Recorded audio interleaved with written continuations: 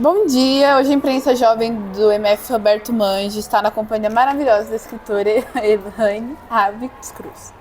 É um imenso prazer te ter aqui, receber você e ouvir você falar um pouco do seu livro Solitária e do novo lançamento.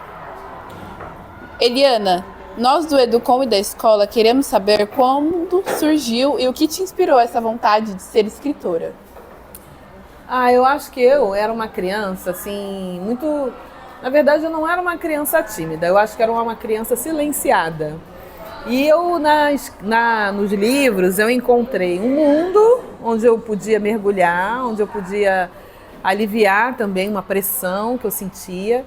E na escrita foi o lugar que eu encontrei para falar, sem essa opressão, sem esse silenciamento que eu não sabia dar nome ainda, mas que eu sentia. Então, eu achei que ser escritora era algo que poderia me fazer feliz.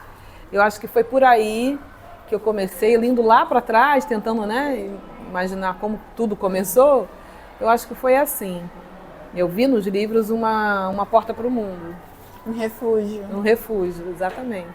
Qual foi seu primeiro livro?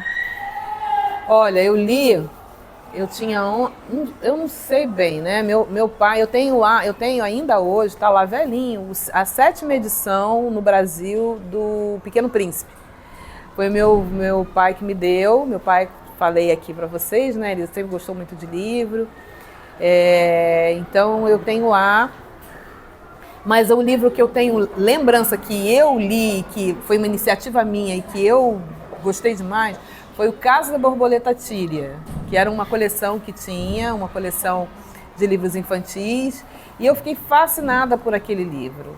E engraçado, eu não sei se vocês conhecem o autor o Itamar Vieira Júnior, que escreveu do Torturado. Ele é muito meu amigo, e a gente tem essa história em comum.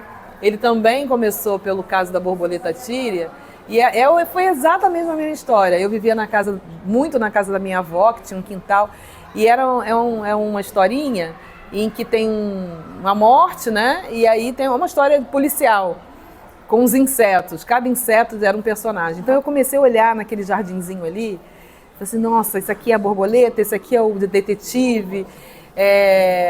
Eu me lembro que esse livro me deixou fascinada, e eu comecei por ali a ver que, uau, que legal que é ler, né?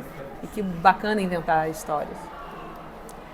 Qual foi o livro que você teve inspiração e qual você acha que passa uma mensagem mais forte, mais profunda? Olha, essas perguntas difíceis para quem lê, né? Muito, porque tem muita coisa maravilhosa na história da humanidade, na literatura. Eu acho que, assim, um livro que é bem marcante para mim, eu acho que é Quarto de Despejo, da Carolina Maria de Jesus, porque ela foi uma pessoa, ela morava na favela do Canindé, aqui em São Paulo, né? Catadora de papel, e ela era apaixonada por livro e por leitura e por escrita.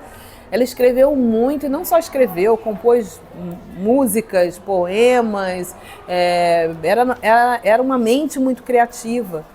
E aquele livro dela, O Quarto de Despejo, Diário de Bitita, A Casa de Alvenaria, mostra uma escritora muito sofisticada, embora ela tenha as rasuras de quem apenas aprendeu até o 4º ano. Né? Vocês aqui já estudaram o dobro do que a Carolina estudou na escola formal, né? Na educação formal. Então ela tem escritas que às vezes não estão ali de acordo com as normas do idioma. Mas a Carolina é uma escritora poderosíssima. Ela faz muitas metáforas lindas e ela tem um poder de retratar aquela realidade, mas ao mesmo tempo sonhar com outra coisa para além daquela realidade, que é magistral. E qual dos livros que você escreveu que mais teve essa mensagem marcante, mais passou uma mensagem forte? Olha, não sei isso, quem vai dizer são os leitores, né? Quem lê, cada livro tem eu acho, que uma mensagem diferente para cada pessoa. Essa é a mágica da literatura, né? Um livro vai dizer uma coisa para mim e outra para você. Eu acho que pelo retorno que as pessoas me dão, o Solitária pega muito pela contemporaneidade, ou seja, são histórias que estão acontecendo agora, é uma realidade que não passou, que está aí, né? E todo mundo se vê em algum lugar daquele livro ali, em alguma coisa de algum personagem. Isso é muito bacana para mim, mostra que o livro tem uma assertividade. Os livros históricos, né? O Água de Barrela, O Crime do Cais Valongo, Nada Digo de Ti, eles pegam pela mensagem histórica, que muita gente não sabe da sua própria história, né? A gente não sabe da história do nosso país. Então são livros que trazem tudo que a gente estuda na escola, né? A gente estuda primeira Império, República Velha, tudo isso a gente estuda. Mas quando você lê um livro de uma família real que viveu na República Velha, que viveu no Império, que viveu como era isso na prática, né? Na vida das pessoas. Então, o Água de Barrela e esses livros, eles fascinam um pouco por isso, porque os personagens estão ali vivendo a história. Enfim, cada um tem uma chegada diferente no leitor. Qual foi sua reação ao ser convidada para apresentar o programa Trilhas das Letras? Aí foi um barato, foi muito legal, com muita felicidade, muita apreensão também, né? Porque eu sou jornalista, mas eu sempre trabalhei atrás das câmeras, né? Escrevendo e tal. E aí é diferente quando você assume um programa e você está ali entrevistando para um monte de gente. É um programa que entrevista autores, né? Muita gente renomada. Então foi um grande aprendizado. Eu aprendi a lidar com a câmera, aprendi a entrevistar de uma outra maneira. Aprendi com os próprios autores, porque cada um tem um processo criativo diferente do outro. Então, nossa, eu ouvindo eles, né? Eu tirei coisas para mim também. Foi uma troca muito bonita.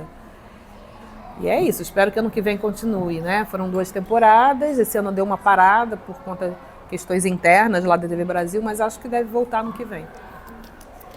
O que significa para você reconhecer-se como escritora negra e qual o impacto disso na afirmação política da literatura? Olha, pergunta muito bem elaborada, né? Afirmação política. Eu acho que quando a gente fala assim, eu sou uma escritora negra, é isso, é uma afirmação política. Porque, veja, somos escritores, ponto. Escritoras, ponto.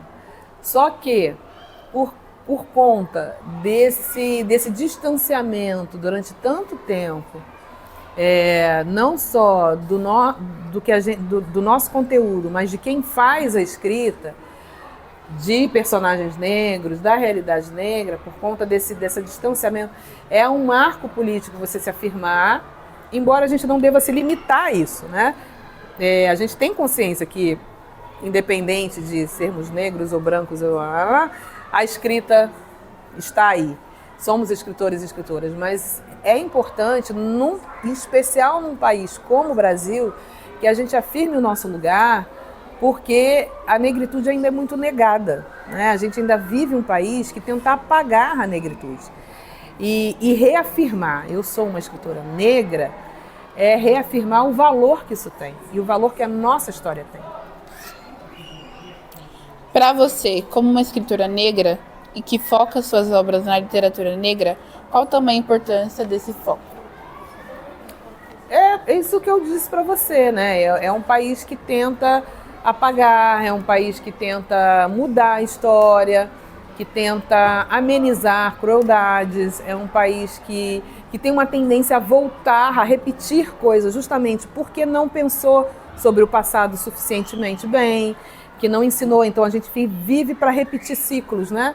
Com outra roupa, com outra cara, mas é a mesma coisa, é a mesma opressão, é a mesma dor. Então a gente só consegue interromper determinados processos se a gente encara eles de frente, né? Então eu acho que estar ali, escrever personagens que são profundos, né? Que não são necessariamente heróis e heroínas. São personagens que são humanos, eles estão ali, eles têm defeitos, qualidades, eles estão na vida, eles têm... Você dá, como se diz, tridimensionalidade para o personagem. É uma tarefa que a gente tem, né?